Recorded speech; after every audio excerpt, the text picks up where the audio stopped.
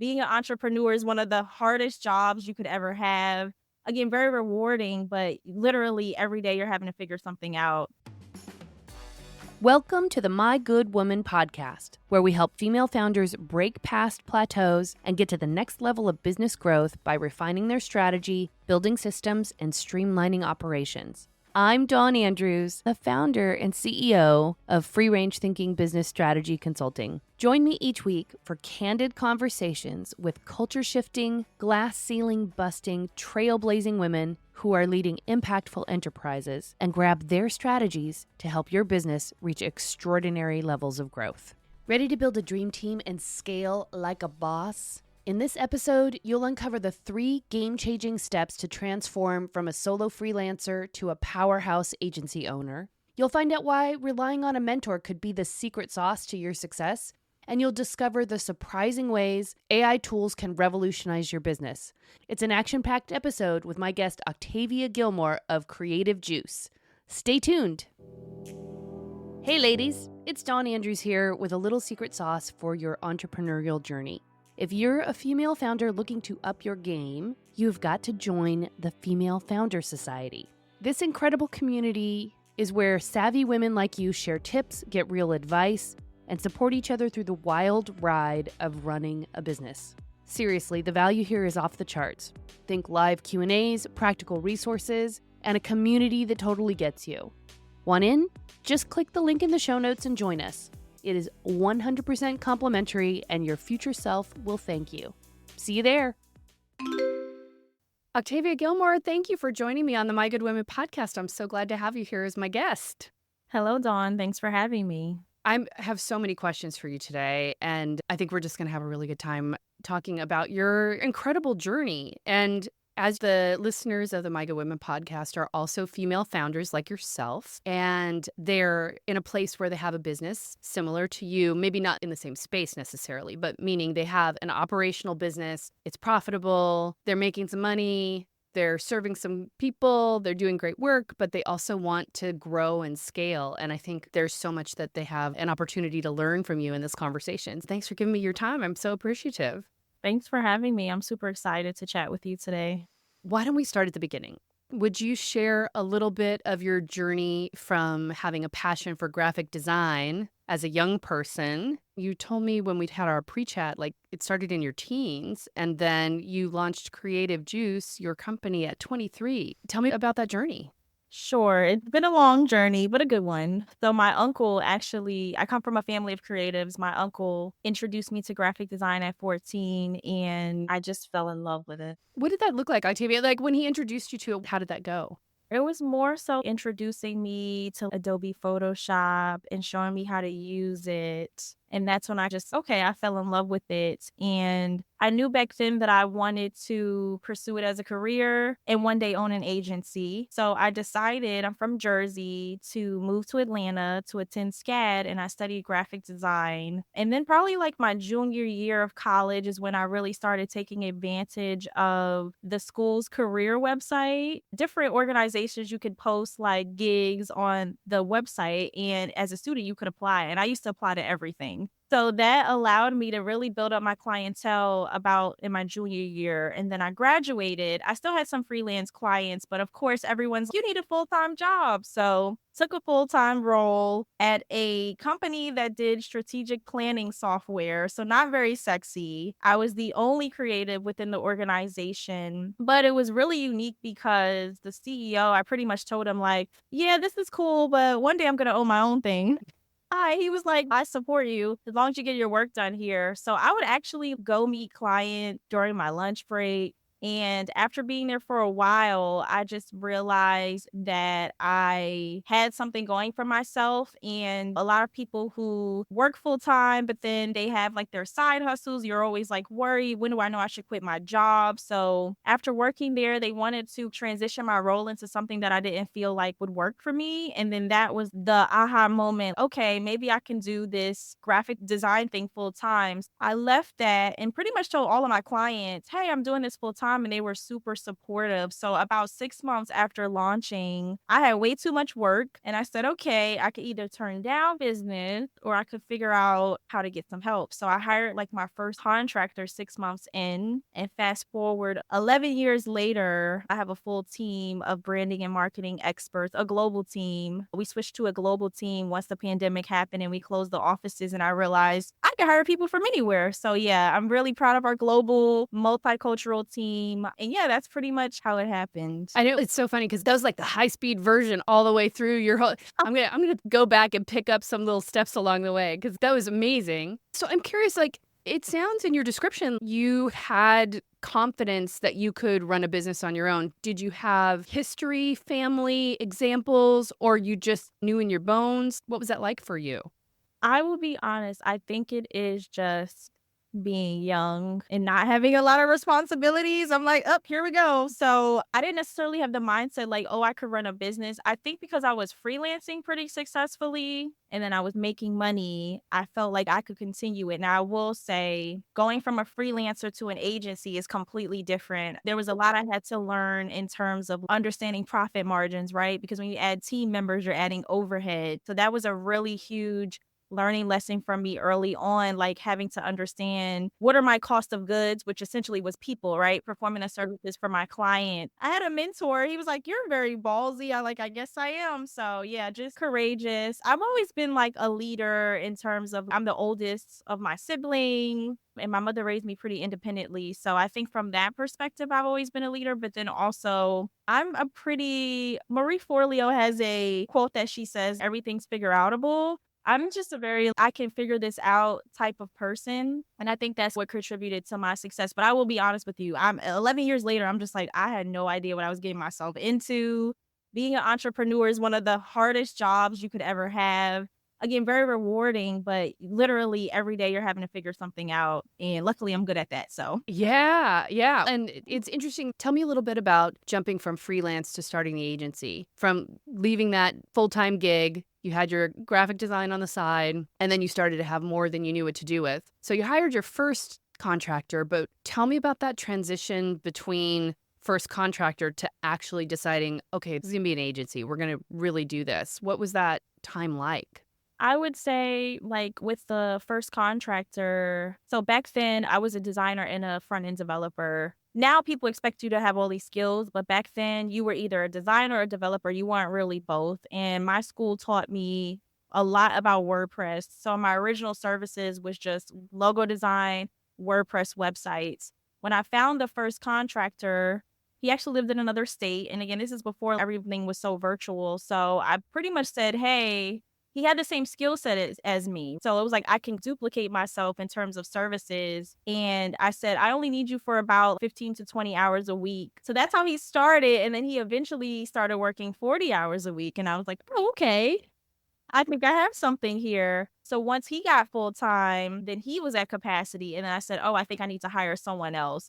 And that's how it kept going. I honestly let my business dictate what it needed because I never worked at an agency before. So I didn't necessarily know what I was doing when I had a bunch of designers and they were pretty much managing the clients at first. But then they were at capacities. And I was like, oh, I guess I need something called an account manager. So I just had to learn as the business grew, it telling me what it needed. And again, just figuring it out along the way. Were there any moments for you of, did you have any self-judgment, self-doubt? Oh, yeah. Because your confidence and your courage comes through loud and clear. And I also just wanted to pull out those moments of, what have I gotten myself into? The moments of self-doubt that come because they're inevitable.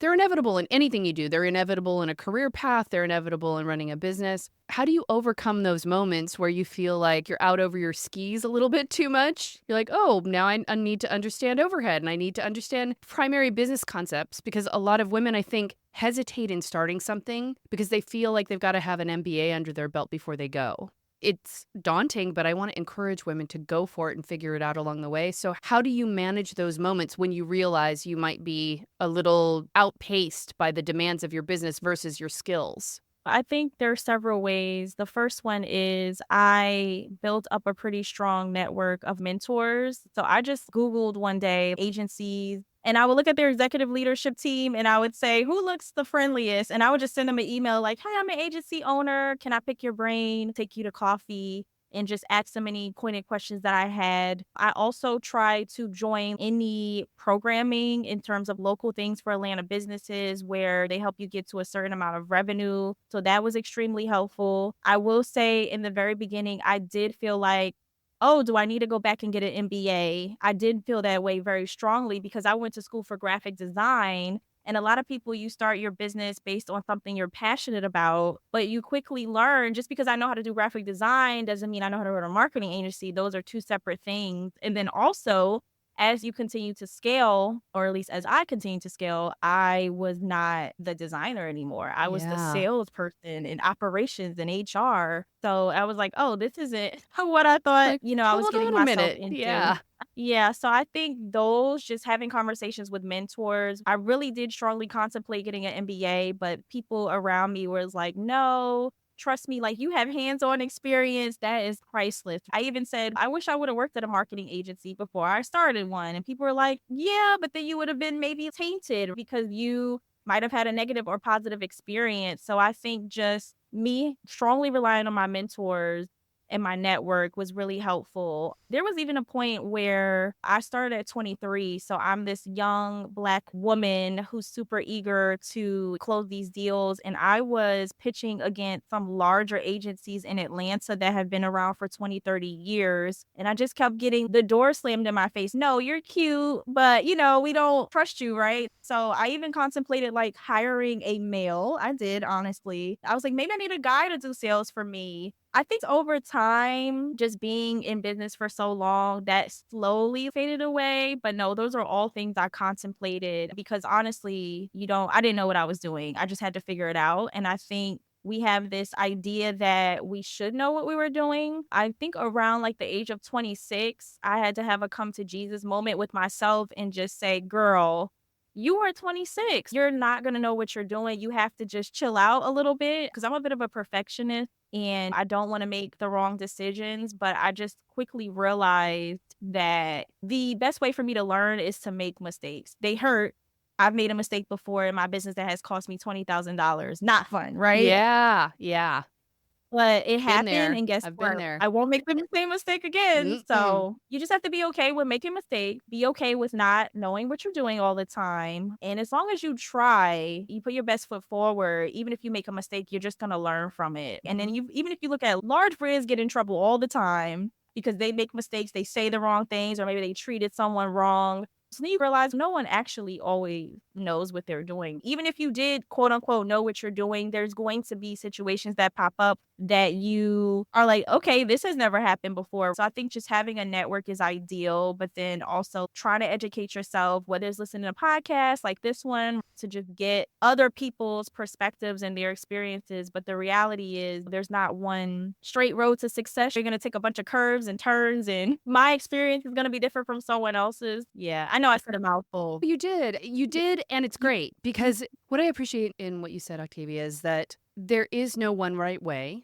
that a MBA is not required to get a business started because your experience in your business is going to be tailor-made to you and whatever you choose to do. And it's going to have its own unique set of principles and challenges and clients that come to you and ways that you change your service. Having a basic business understanding, great.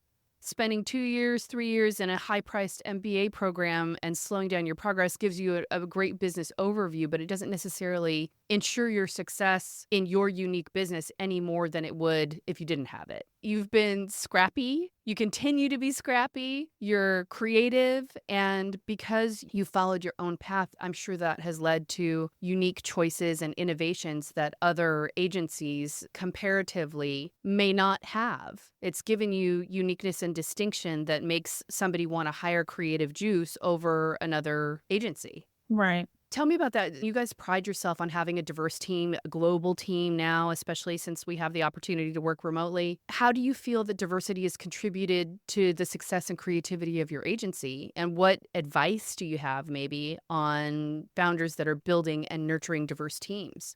Yeah, I think that there is, of course, a million ways you could think about some things. When I actually sat down and thought about it, So going back to me being from Jersey, I grew up in Jersey City, which is actually was one of the, I think it's second now, the most diverse cities in the country. I grew up around diversity, and I think that has set the tone as to why I went to this path of wanting to launch a multicultural agency. I also felt looking at talent from other geographical areas, they have design elements or just again like a mindset that's just different from what we typically see, and I felt like that could be valuable to our clients. So I think that has helped me push the needle forward in terms of what we consider ourselves as a differentiator from other agencies. And I think also, even going back to my origins, there were people who were clients that said, "Oh, I've been doing this for 20 years and I've never seen it done this way." And it's okay, this is the millennial way that we're doing this, right? Again, because I don't have 20 years of experience, this is the way that I think it should be done. And it's not wrong, it's just different. But I think that is very unique and special in terms of what we can offer our clients. Did it take you a while to find the words to express that distinction? You were talking about going from being the creative to then being the salesperson, business development, and being in the room with established agencies, bigger agencies. And you've got this uniqueness, and I hear it's just a reflection of where you've grown up and what you value. It's those things pulled through into reality in your business. How long did it take you to find the words to express that in a way that clients would understand that it would be valuable to hire a company like yours? It honestly took a while, and even now the messaging still evolves over time as things evolve. But I will be honest, when I first started my business, everyone felt like, "Oh, you're Black, multicultural." And I was just like, "No, I'm not doing that because that's what you expect me to do." So I was like anti multicultural for a long time. And then I went into different rooms with people who did not look like me. And that really helped me see, okay, these particular audiences that these brands need to speak to, they don't know how to speak to these audiences. And these audiences are me, they're my community, they're my family, they're my network, right? I have instant access to them. So that was another like aha moment. Let me not run away from this, even though again it's like expected of me, because it is value in being able To be a bridge. yeah, if you need market research, I could just text a bunch of people and they checks their network. And now we have 100 people who've responded to a survey for a client because I have instant access to those people. That's how I slowly over time just let it go. And I'm like, okay, Octavia, this is what makes you unique. It is what it is, right? This is the market that you know and understand. So just lean into that. Yeah. Why do you think you resisted it? Just because you didn't want to do what was expected? Was it just like a rebellious moment, or was it something more? I think it was like, I want you to hire me because I'm good, not necessarily for a diversity reason. And because my team is multicultural, they're from all different backgrounds. I just didn't want to be like pigeonholed into specific audiences because if you look like traditionally at a marketing agency, that income has a cap to it, right? But I think even what has happened socially, politically and economically, I think the world as a whole is starting to understand the importance of diversity. So I guess I was doing diversity before it was cool. Yeah. So now it's, oh, okay, I have this 11-year history of this diverse services that we offer to these audiences. And yeah, I just had to lean into that. Are you finding it now with the way that the world has changed to be limiting? Do you feel like there's a ceiling or a cap on what your agency can make, or do you feel like the sky's the limit now? I think if I expanded globally, I could reach some really huge numbers in terms of revenue, which is my part of my BHAG, which is my big, hairy, audacious goal for the listeners. So my revenue goal is 23 million. And I think the best way to get there is to expand more globally in terms of just having global clients. And I learned that from one of my business programs. They asked us like, how do you plan on expanding globally? And I was like, I never thought about that. So I think just thinking about the larger picture and not just staying in the US, we can certainly get to some of those higher revenues being a specific like niche market that we serve. Yeah. I think 23 million is, I appreciate that it's your BHAG, your big, hairy, audacious goal. And I will tell you, I think there's a whole lot more in the tank than just that for you and what you're up to. Okay. I'm pulling that in for you. Thank you. So with that said, so there's where you are now.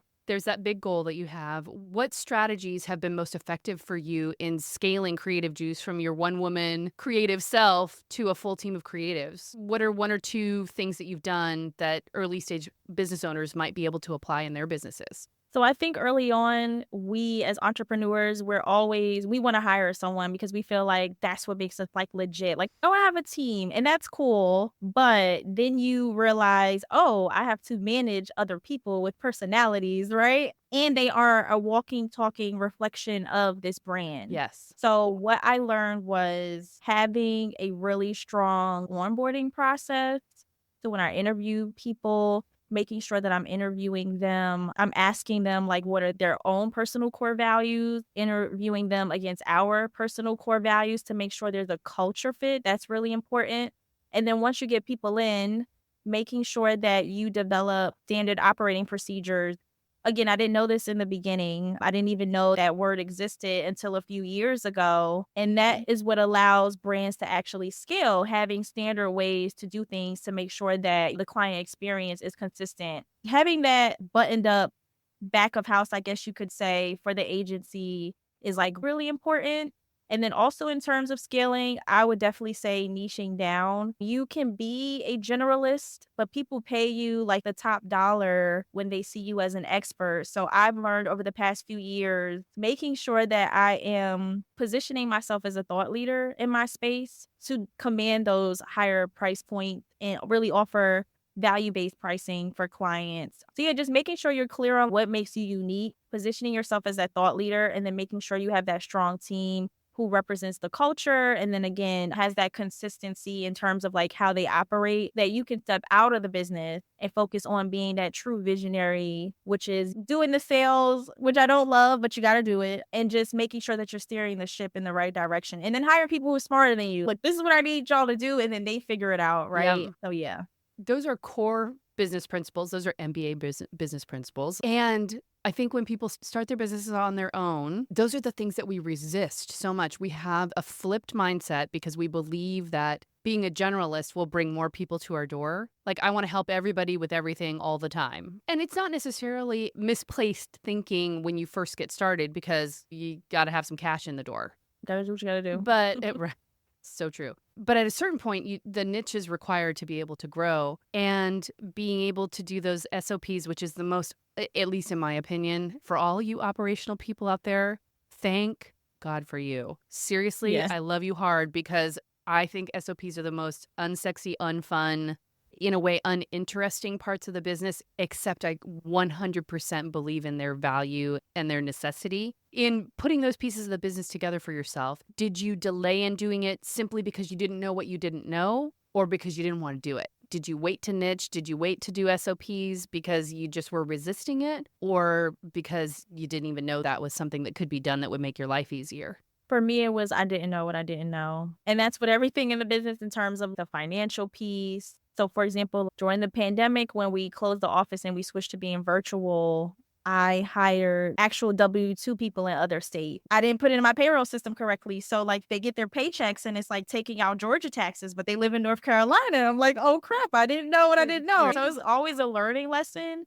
But yeah, I had no idea what an SOP was. And then someone explained it to me. I'm like, oh, that makes a lot of sense. So even when I worked a job, I got trained, right? This is the way you do things, but it didn't like translate again, because I went from that freelancer mindset and it was just learning how to translate. Okay, now I'm not an individual anymore. I'm a business with people and they have to like follow that same similar process. So yeah, it's definitely a learning lesson. But yeah, I wish I would have known. I think that would have helped me move a little faster, or at least been able to standardize some of the business to scale faster. When you think about things like SOPs, that stuff takes like years to build out because you might have a specific way of doing like onboarding. This is how we invoice. This is how we offboard, right? There's so many different pieces to your business. It takes a lot of time. And then once you build them out, you have to make sure people are being trained on them and things of that sort. So yeah. It's a lot. We were talking about things that you're doing to scale to get from where you are now to that $23 million big, hairy, audacious goal. So tell me about that smaller sub agency called Chroma Creators. Tell me a little bit more about that. Yes, of course, we've talked about Creative Juice being this multicultural agency. We do get clients from all over, but over the past few years, again, I've just noticed that brands really struggle to reach specifically African American audiences in an authentic way. I think that they try and sometimes they just fail miserably. So that prompted me to launch Chroma Creators, which is specifically to help brands reach these audiences, but then it's also specifically to help African American business owners scale their companies as well. And one thing that we're doing that's super unique is we are integrating AI into our creative process that allows us to use what we know, but then like the power of AI to ideate faster. And then we also launching photography that's AI generated. Years ago, sadly, if I wanted a African American hand holding an iPhone, at one point that did not exist. Not at all, which is ridiculous. Right. So now it's much better. However, there's still certain things where you might not see diversity in the imagery. So with the power of I can create a visual representation of anything you come up with in your mind, no matter what type of person it is. So we're really leveraging that to help break the barriers in terms of the limits of what is you would find in traditional like stock photography. Yeah, I'm super excited about it. It took 2 years to think that through and get the messaging and the branding correct, but I'm super proud of what the team came up with, and I'm excited to launch that agency and kinda hit the ground running. So you're one of the first founders that has talked about using AI in business, and I'm an addict. I'm just gonna out myself now. I use it for the same reasons that you're talking about, to be able to iterate more quickly, and especially to help my clients, because you can get lost in strategy, you can get lost in an SOP, you can get lost in your values, you can get lost in your messaging, and I'm really excited about helping women launch businesses and get from a place to where they feel unsure or uncollected or not quite buttoned up and put together to a place where they can feel confident going out to have a sales conversation, like as quickly as possible, whether it's a new business launching or whether it's a new division, a new product in a business launching. So since I have a fellow AI nerd with me, what are you using in your business? Which specific AI tools are you finding really helpful with Chroma Creators and any other areas of your business? I am using AI daily in my personal life as well. So I use a lot of ChatGPT, like a lot of it, whether it is, hey, such and such lost their job. Give me the right words to say. Or, hey, these are the ingredients I have in my like kitchen. Give me some ideas of what I can cook. And then going back to the business. Okay, so I'm about to pitch this client. Here's a history of them. Here's the services I'm selling. Tell me 5 sales objections they might bring up and what are some ways that I could answer that to sell my business. So I think using it creatively is ideal. So we use ChatGPT, and then from an imagery perspective, we're using DALL-E and Midjourney as well. If you haven't yet, especially because you're in the branding, positioning, the words, Claude is also a great one to try if you haven't tried Claude yet. I find it a little bit more poetic, maybe. I don't know, like best way to put it. I applaud your use of the tools because they are amazing tools. And I think people are still, especially individual early stage business owners, are still a little nervous of them or nervous about them or just hesitant to use them. So it thrills me to hear it. Yes, and it's exactly what you said, they're tools. I know many people are like, "It's gonna take my job." It's a tool, and if you're using the tool, it'll get smarter, of course, but then also, again, just help you move a little faster using it as a tool, so Absolutely. yeah. I'm going to ask you a real question because this is one of those things that, like, this is like what me and my other founder girlfriends talk about and ask each other. There's a public facing side of your company, what shows up on Instagram, what you share in your thought leadership articles, even what shows up when you present and you're pitching for business, etc. And then there's what's going on back of house. How close in alignment do you feel your public facing versus your private facing part of your business is? Do you feel like it's pretty close, like far away, pretty far away? And if you don't want to answer and reveal that, it's totally okay. And I will share mine if you were willing to share yours. I would say we probably see more buttoned up online in what we present to the world. I think that we try our best to not make mistakes. I will honestly say I'm a perfectionist and I'm a little critical of things. I'm a Virgo. That's just our nature. Even like when I hire certain people, I'm just like, oh, stuff's all over the place, blah, blah, blah. And they're like, no, I've worked at another small business. You're actually a little bit more organized than I thought you would be. So like we use Google Drive and that becomes a nightmare sometimes. I would say we are like 60% of where I would like us to be, and maybe I'm being hard on myself, but I want my business to operate like a well-oiled machine. It's just not there yet. Right now, I'm in the process of hiring an operations manager so that they can make sure it's a well-oiled machine because I'm operating a lot in my business and it's not allowing me to really grow it the way I would like to. But again, you have to have that strong team who knows the processes and how to price and how to deal with clients and things of that sort. No, we're definitely not there. We have a long way to go. We're getting there. I totally get it. And I would say similarly, like if it was a 1 to 10 scale, I'd say the outward facing is probably 8 out of 10, like how I'm showing up online or in visible circles, LinkedIn, whatever. And then I would say behind the scenes, it probably changes a little bit from day to day, but it can go anywhere from a 4 to probably a 7 or an 8. And it also depends on the area of the business as well. The parts that I'm still in more, I probably would give a higher score to, but in a way, those should probably get the lowest score because I'm still in them more. You Right. know what I mean? Yeah. It's time to move out of it. So when you think about where you are with your business like that and scaling is finding your operational person, do you feel like that's the cornerstone moment for your next scale move? I think so. I think that would free up a lot of my time. Even when I look at my schedule, I'm like, I have 7 to 8 meetings a day, but they're not all revenue generating. They're like internal and answering this thing or putting out fires. So I think that would just free up so much more of my time, like physical time, but then also like mental capacity. The clearer my mind is, then I can focus on being strategic when we think about like business strategy, how we're going to get to that BHAG, right? I think that the mental piece is huge for me to just be able to sit down and like ideate or whiteboard, right? This is what we need to be doing. And then again,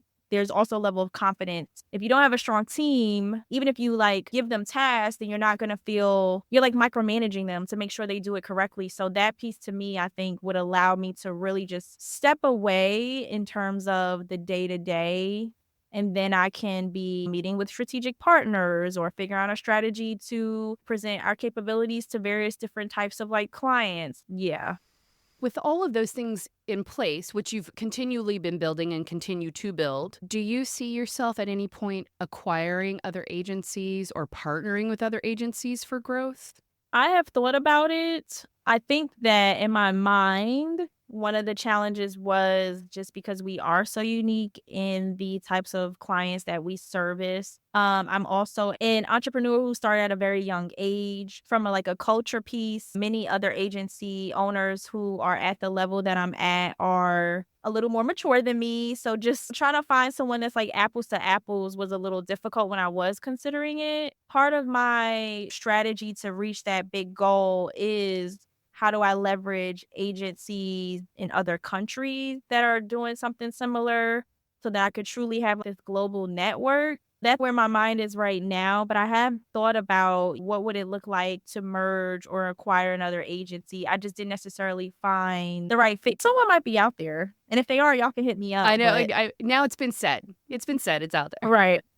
Okay, so let's go internal for a second. Resilience is key to being a great entrepreneur. Where has that been put to the test for you in your journey?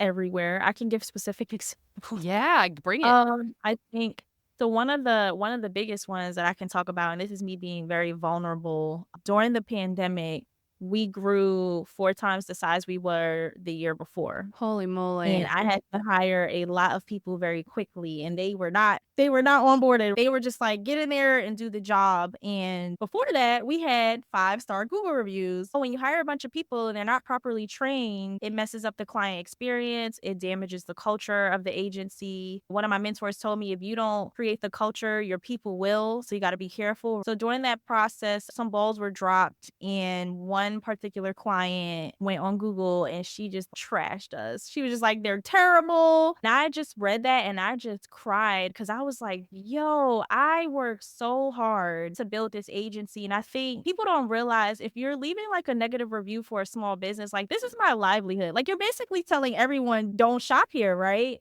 I think you don't think about it that way, but that's essentially what's happening. So that kind of just crushed me because I'm like, I try so hard to make clients happy. I am young. I'm trying to figure it out. There's like a lot of things that happen behind the scenes in terms of staying up late to get stuff done. I was working 12 or 15-hour days. The client, they don't see that. They just get their experience. So I would say that was a moment of true, okay, Octavia, that's okay. Everything she said was true, but it just like really hurt me to my core because I worked so hard in my business to avoid those things. And it just felt like, okay, all of these years of hard work were just like thrown in the garbage. But again, my network, I try to stay grounded in my spirituality and my faith and knowing that what God has for me is for me essentially. And everything that I experience is just part of my journey, good, bad, or indifferent. And I'm like, okay, Octavia, a couple negative Google reviews, you're going to be okay. Again, look at the larger companies. Everyone's not always going to be happy all the time. But that did hurt my feelings. And then I had to just really buckle down and just be resilient and affirm myself. So giving myself those affirmations. Again, you're not always going to know what you're doing. You had to hire, like giving myself grace as well, I think was important. Yeah.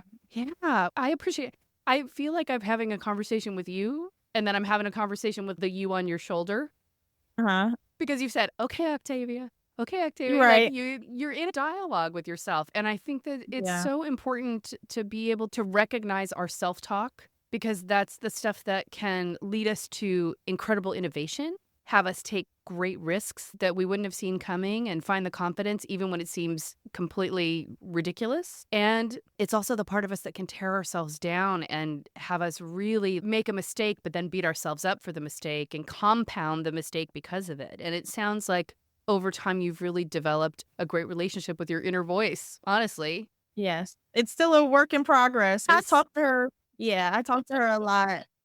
But no, for sure. I think just again realizing that as long if you're trying your best and you fall short, that is better than somebody who didn't try at all. So yeah, that's just the mindset that I take. I love it. Okay, so let's from that Google review idea, what is your perspective on getting feedback and pivoting based on whatever you hear or learn? How do you approach that and then integrate that?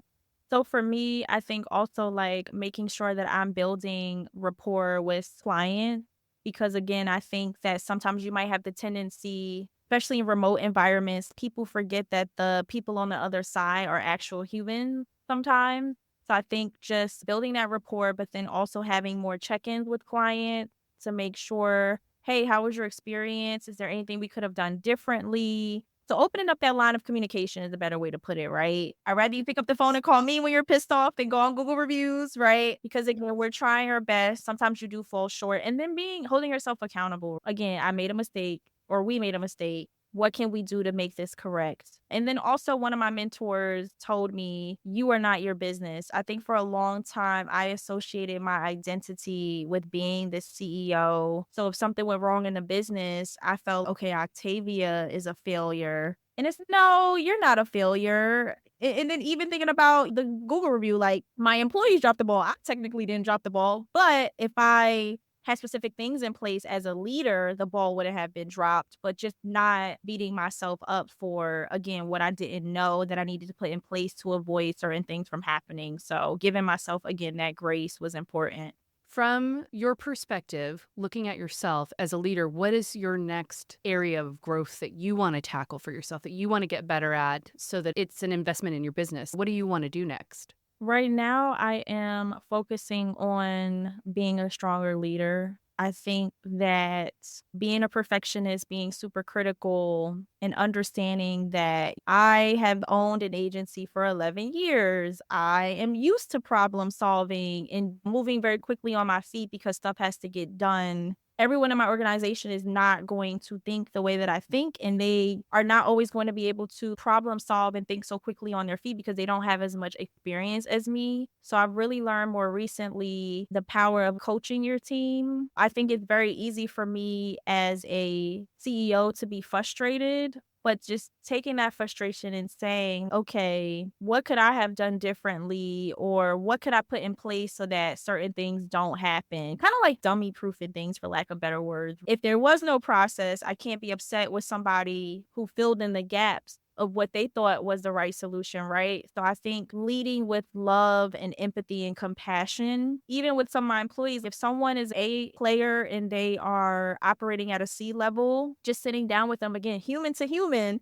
hey, I noticed this. What's going on? Is it something in the business? Is it something personally? Okay, if it's personally, like, how can we support you? Do you need time off? So again, like really leading with empathy and compassion. They have the saying, people don't quit jobs, they quit managers. Just making sure that I'm building that rapport with my team, because the reality is I wouldn't be where I am without them. I don't do this by myself. That's the next level for me, just really becoming that strong, empathetic leader who leads with love and compassion. You've shared so many wonderful things today, Octavia, that I think are really important in helping business owners understand how to go from being a founder to a CEO. The founder life is do it myself, get mad at everybody because they can't read your mind, overworked at capacity or beyond, and limited in growth and possibility because of all of those behaviors. And I just wanted to call out some of the things that you've talked about today that I think are so helpful for women that are interested in crossing over, in getting from that founder mindset into a truly entrepreneurial CEO mindset, and the mentorship and building your network you've talked about, being able to be self-reflective and resilient and having a good conversation with your inner voice, and then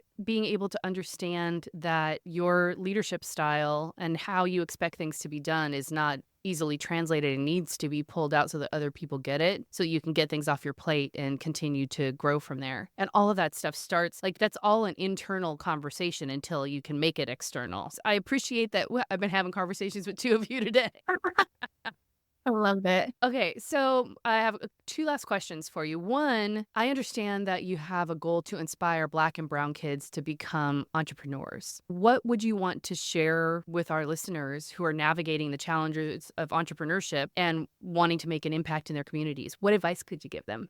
I would say if you want to make an impact in your community, reaching back and grabbing someone and bringing them with you, right? So for me, it was really important that I established partnerships with different organizations in Atlanta where I could expose this next generation of leaders into my world and what I've learned and what I've grown, so that they could see someone who looks like them, who is successful, so that they know that it's possible. But I think that the more that you pour into other people and bless them, the blessings will come back to you tenfold. So I'm always trying to help someone. I'm never afraid to share lessons learned, or if there's an opportunity like partnering with another company, because there's enough money and opportunity to go around. So I think just being open to giving with not necessarily having a thought of, oh, if receiving, and just knowing that it will come back. Not a give to get. There we go. That's, yes, exactly. Just giving freely with the